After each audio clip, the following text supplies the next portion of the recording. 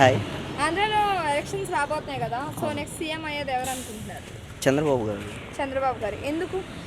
ఇప్పుడు యువత డెవలప్ కావాలన్నా ఫస్ట్ ఆఫ్ ఆల్ ప్రస్తుతానికి ఉన్న ఎంప్లాయ్మెంట్ కలిగించాలన్నా ఏదైనా విజనరీ లీడర్ సిబిఎన్ వస్తే బాగుంటుందని మేము అనుకుంటున్నాం. యూత్కి యువత ఇప్పుడు యాక్చువల్గా ఇంతకుముందు మనకి కొన్ని స్కీమ్స్ ఉండేవి, విదేశీ విద్యా దీవెన సంథింగ్ అలా.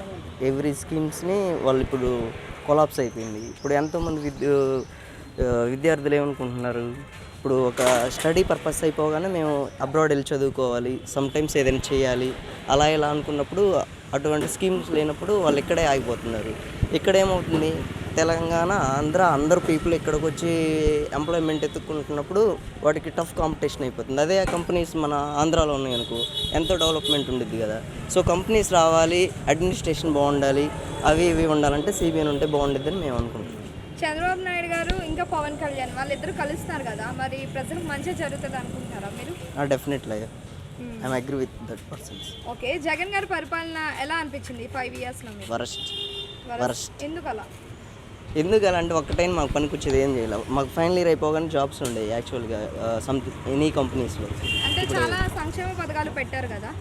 ఇప్పుడు మనీ అనేది ఓన్లీ తింట్లే సంథింగ్ మన ఊరికే ఉంటుంది. అదే ఎడ్యుకేషన్ అయిన ఎంప్లాయ్మెంట్ ఇస్తే వాడి పిల్లల్ని వాడి కుటుంబానికి ఎదుగుదలకు ఉపయోగపడుతుందని మేము అనుకుంటున్నాం. Already జరిగిందిగా 2019లో Kodikathi something same incidents are. అది స్క్రిప్ట్ కావచ్చు, ఏదైనా కావచ్చు, అది తీసుకునే విధానం మాత్రం కావాలని చేశారని అనుకుంటున్నాను. ఎవరికి డ్యామేజ్ జరగదు ఇప్పుడు ప్రస్తుతానికి.